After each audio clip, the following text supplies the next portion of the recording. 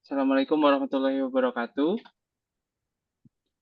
Mohon izin, Ibu Nurhayati Siregar selaku dosen pengampu mata kuliah metodologi penelitian akuntansi. Kami dari kelas AK 614 beranggotakan 4 orang. Izin share screen untuk mempresentasikan hasil kerja kelompok kami.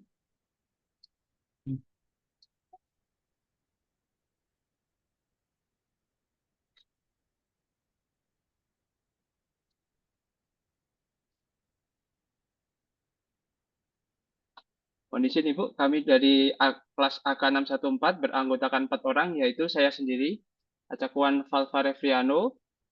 Yang kedua ada Muhammad Ripurio, yang ketiga ada Muhammad Yusril MS, dan yang keempat ada Saudara Musabik Adi Setiawan. Di sini kami akan mempresentasikan proposal penelitian yang sebelumnya sudah kami buat, berjudul Tinjauan atas Penyusutan Aktiva Tetap menurut PSAK 16 dan UU Pajak Penghasilan terhadap laporan keuangan PT Asia Sejahtera Mina Terbuka. Dalam presentasi kali ini, daftar isinya ada 10, yaitu yang pertama akan membahas latar belakang, yang kedua rumusan masalah, yang ketiga yaitu tujuan penelitian, yang keempat manfaat penelitian, yang kelima kajian pustaka, yang keenam hipotesis, yang ketujuh metodologi penelitian, yang kedelapan jadwal penelitian, dan yang kesembilan hasil yang diharapkan, dan yang terakhir penutup. Untuk yang pertama, yaitu latar belakang proposal kami, yaitu karena Indonesia merupakan negara produsen rumput laut terbesar kedua di dunia. Yang pertama yaitu dari Tiongkok. Komoditas rumput laut ini adalah komoditas yang memiliki potensi besar dalam mendukung sektor UMKM, karena rumput laut memiliki nilai ekonomi tinggi dan mudah untuk dibudidayakan. Selain sebagai bahan pangan, rumput laut juga digunakan dalam industri farmasi dan manufaktur, menjadikannya sebagai salah satu komoditas yang sangat strategis. Namun, akhir-akhir ini, industri rumput laut mengalami tantangan serius dalam beberapa tahun terakhir, seperti perubahan iklim, yang menyebabkan meningkatnya suhu udara dan curah hujan ekstrim, menyebabkan penurunan produksi dan kualitas bibit rumput laut. Hal ini berdampak langsung terhadap kelangsungan usaha pengelolaan dan ekspor rumput laut bagi masyarakat Indonesia. Untuk mengatasi tantangan tersebut, pemerintah Indonesia mendorong hilirisasi rumput laut agar tidak hanya diekspor dalam bentuk bahan mentah, namun diolah dan dijadikan produk setengah jadi atau produk jadi. Hilirisasi ini membutuhkan investasi dalam aktiva tetap seperti mesin dan fasilitas produksi, yang perannya sangat penting dalam keberlangsungan operasional perusahaan. Nah, oleh karena itu, dalam praktik akuntansi, aktiva tetap perlu disusutkan sesuai dengan standar akuntansi keuangan dalam PSAK 16. Di sisi lain, perpajakan memiliki aturan tersendiri mengenai penyusutan aktiva tetap sesuai dengan UU Pajak Penghasilan dan PMK 96 PMK 3 2009. Perbedaan antara PSAK dan aturan pajak ini dapat menimbulkan perbedaan dalam laporan keuangan dan perhitungan pajak. Perbedaan metode penyusutan dan masa manfaat dan pengakuan nilai residu yang ada di PSAK dan UU perpajakan tersebut berpotensi memunculkan perbedaan temporer antara laporan keuangan komersial dan laporan fiskal. Hal ini mempengaruhi beban pajak dan pengakuan pajak tanggungan dalam laporan keuangan. Oleh karena itu, penting untuk memahami dampak dari perbedaan antara PSAK dan peraturan perpajakan ini agar perusahaan dapat menyusun laporan keuangan secara akurat dan sesuai ketentuan. Penelitian ini dilakukan untuk meninjau bagaimana perbedaan pengakuan penyusutan PSAK menurut PSAK 16 dan UPPH mempengaruhi laporan keuangan PT Asia Mina Sejahtera Terbuka atau singkatannya AGAR, perusahaan yang bergerak di bidang industri dan perdagangan rumput laut. Untuk bagian selanjutnya yaitu rumusan masalah. Rumusan masalah dalam penelitian ini bertujuan untuk mengkaji lebih dalam bagaimana pengaruh perbedaan yang tadi antara PSAK 16 dan UU PPH dalam pelaporan keuangan perusahaan. Untuk yang pertama, rumusan masalahnya adalah bagaimana perbandingan antara teori dan praktik terkait perbedaan perhitungan penyusutan aktiva tetap menurut akuntansi komersil dan fiskal pada PT Asia Mina Sejahtera Mina Terbuka. Yang kedua, bagaimana pelaksanaan perhitungan penyusutan aktiva tetap berdasarkan ketentuan komersial dan fiskal pada PT Asia Mina Sejahtera Terbuka. Yang ketiga, yaitu bagaimana dampak dari perbedaan perhitungan penyusutan aktiva tetap secara komersial dan fiskal terhadap pengakuan pajak tangguhan pada PT Asia Mina Sejahtera Terbuka. Yang keempat, apa saja permasalahan yang dihadapi di lapangan dalam penerapan perhitungan penyusutan aktiva tetap menurut pendekatan komersial dan fiskal pada PT Asia Sejahtera Mina Terbuka. Untuk selanjutnya yaitu tujuan penelitian akan dilanjutkan oleh teman saya.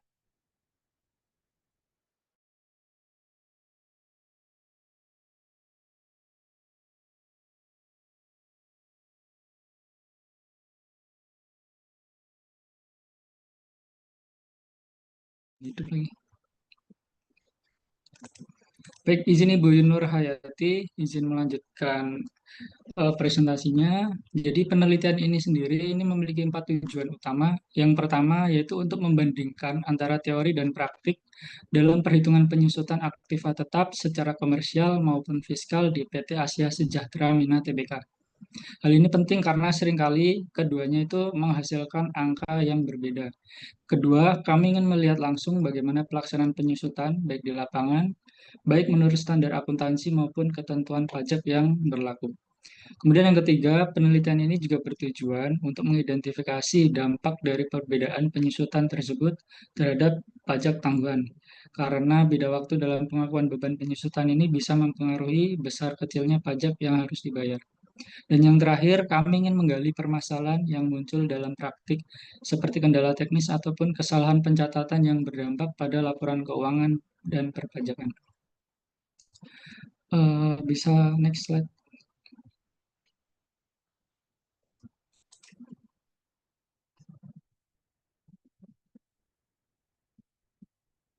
Kemudian manfaat penelitian ini sendiri, ini penelitiannya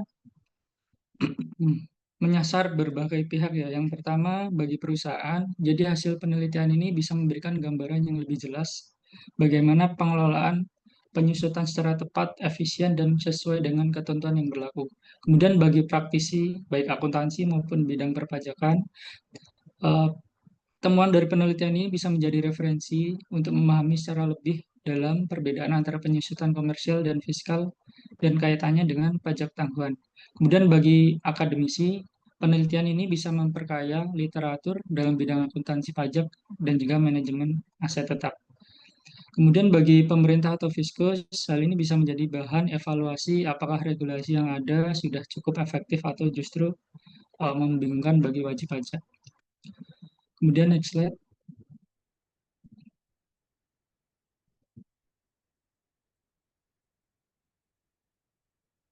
Izin next slide. Kemudian kajian pustaka yang digunakan dalam penelitian ini ada 3. Yang pertama menurut Muda yaitu perbedaan metode penyusutan antar standar akuntansi dan aturan pajak yang dikenal sebagai perbedaan temporer. Ini disebabkan oleh asumsi dan pendekatan yang berbeda sehingga laporan laba dan penghasilan kena pajak pun bisa berbeda antara versi komersial dan fiskal. Ini diambil dari Jurnal Electronic System tahun 2015. Kemudian penelitian oleh Rahmawati dan kawan-kawan pada PT Karyawan Setiawan Eka Tama menemukan bahwa meskipun metode penyusutan yang digunakan sudah sesuai aturan, masih terjadi perbedaan dalam menafsirkan umur ekonomis aset. Hal ini menyebabkan perbedaan tarif penyusutan yang berdampak pada besar kecilnya laba dan beban pajak.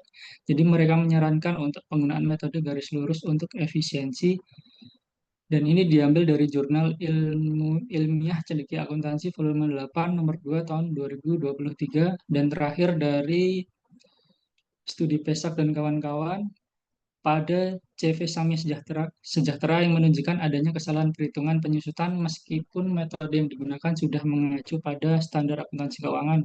Jadi berakibat pada koreksi fiskal positif yang lebih dari 10 miliar, yang berarti perusahaan harus membayar pajak lebih besar karena penghasilan kena pajak yang naik.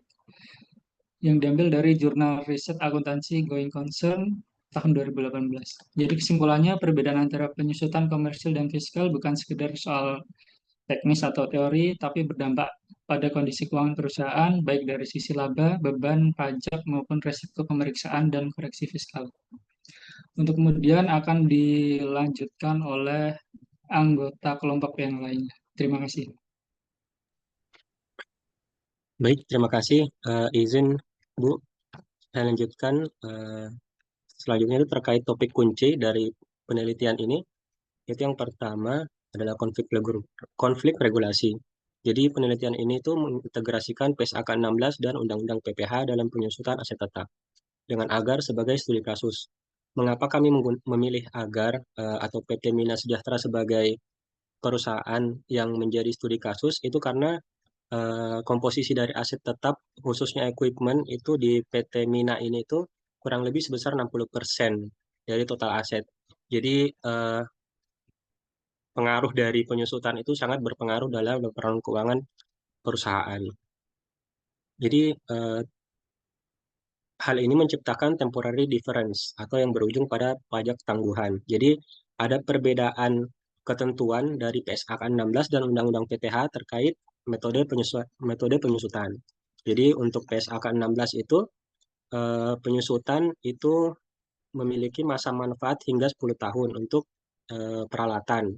Sedangkan untuk Undang-Undang PPH itu untuk peralatan hanya pada 8 tahun. Jadi adanya perbedaan umur ini itu akan menyebabkan adanya tadi temporary difference berupa pajak tangguhan seperti pada PSAK 46. Jadi bagi agar ketidakselarasan ini tuh bukan hanya masalah teknis, tapi juga memengaruhi strategi manajemen pajak dan kredibilitas laporan, terutama di sektor rentan korosi seperti pengolahan rumput laut. Jadi seperti yang saya sebutkan juga tadi, industri ini tuh yang pengolahan rumput laut itu cenderung banyak besar asetnya itu pada equipment, sehingga mengapa PT Mina ini tuh kami jadikan sebagai perusahaan yang menjadi studi kasus pada penelitian kali ini. Oke, lanjut. Nah, jenis penelitian dan pendekatannya itu di sini kami menggunakan deskriptif, komparatif, kuantitatif. Jadi kami membandingkan bagaimana beban penyusutan jika kita menggunakan PSAK 16 dan bagaimana jika kita menggunakan Undang-Undang PPH. Lalu mengukur dampak kuantitatif dari pajak tangguhan tersebut kepada PT Mina atau Agar.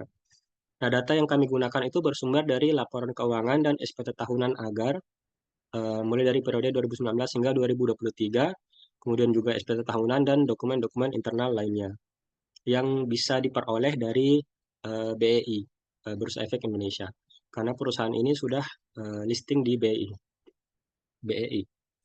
Nah, teori dasar yang kami gunakan yaitu positive accounting theory. Jadi di mana teori ini itu digunakan oleh pemerintah atau digunakan oleh perusahaan untuk memilih metode-metode mana sajakah yang sebaiknya digunakan untuk meminimalisir beban pajak pada perusahaan. Seperti itu. Nanti akan saya jelaskan di slide berikutnya. Jadi analisis kuncinya itu bagaimana rekonsiliasi fiskal dan penghitungan pajak tangguhan dengan pembandingnya antara Undang-Undang PSAK dan Undang-Undang PSAK 16 dan Undang-Undang PPH. Oke, lanjut. Nah, contoh perhitungannya yang akan juga menunjukkan bagaimana dampak dan kontribusi dari penelitian ini, yaitu contoh simulasi yang pertama itu bagaimana jika kita menggunakan PSAK 16 sebagai contoh komersial, itu dengan metode garis lurus, metode penyusutannya garis lurus, kemudian Undang-Undang PPh fiskal sebagai komponen fiskalnya itu menggunakan saldo menurun. Jadi kita misalkan ini peralatannya itu harga perolehannya 2M.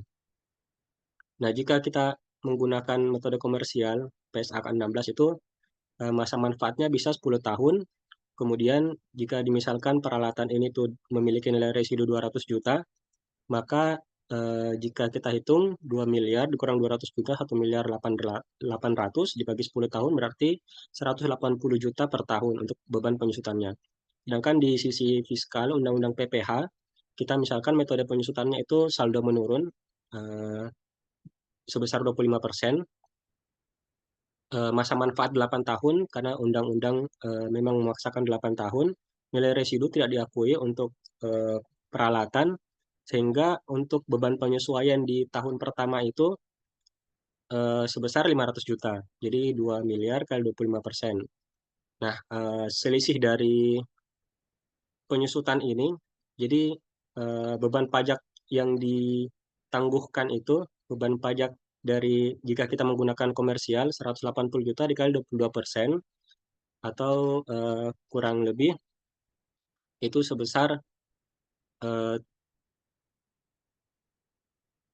70 jutaan, sedangkan jika kita menggunakan undang-undang fiskal yaitu 500 juta dikali 22% itu sebesar 400 jutaan. Jadi ada sekitar selisih temporer sebesar 320 juta. Nah, 320 juta ini yang jika dikali dengan tarif yaitu sebesar 22% menghasilkan pajak tangguhan sebesar 70,4 juta. Jadi berdasarkan perbandingan ini itu menghasilkan bahwa sangat tidak menguntungkan jika menggunakan metode PPh yang di mana masa manfaatnya itu hanya 8 tahun dan nilai penyusutan tidak diakui. Kurang lebih seperti itu. Mungkin yang selanjutnya akan dilanjutkan oleh Rio. Terima kasih. Baik, selanjutnya terkait populasi sampel dan teknik sampling. Dalam penelitian ini, populasi penelitiannya itu terdiri dari seluruh dokumen laporan keuangan, kebijakan akuntansi internal, dan data perpajakan dari perusahaan PT Asia Sejahtera Minat Tbk 2019 sampai 2023. Kemudian penelitian ini fokus pada data penyusunan aset tetap atau aktiva tetap, yaitu perbedaan dari komersial dengan fiskal seperti yang tadi dijelaskan.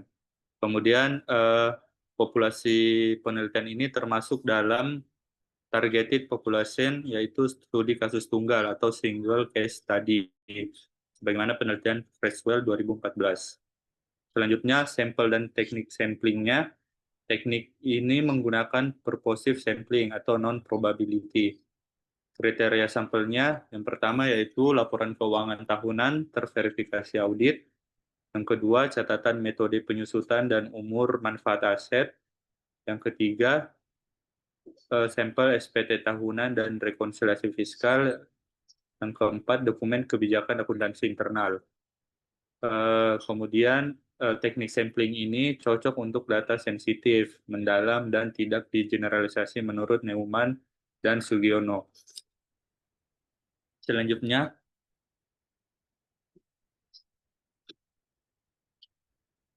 sumber dan metode pengumpulan data penelitian kami. Yang pertama, jenis dan sumber datanya, yaitu data sekunder, dikumpulkan oleh pihak lain namun relevan. Adapun sumber utamanya, seperti yang sudah saya jelaskan tadi, termasuk dari laporan keuangan PT Agar dari laporan keuangan tahun 2019 hingga 2023.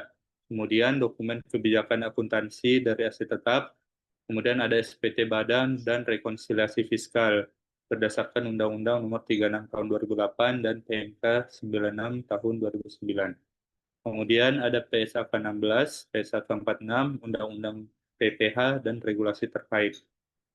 Metode pengumpulan yaitu studi dokumentasi. Yang pertama, menelaah dokumen tertulis, baik numerik maupun kebijakan. Adapun prosesnya yaitu seleksi dokumen, dilanjutkan dengan ekstraksi data, kemudian analisis perbedaan, kemudian klasifikasi selisih, hingga evaluasi dampak pajak tangguhannya. Validasi dengan triangulasi sumber dan audit internal ini, audit eksternal berdasarkan teori Gosali dan Creswell. Sekian presentasi dari kelompok kami. Terima kasih atas perhatiannya. Assalamualaikum warahmatullahi wabarakatuh.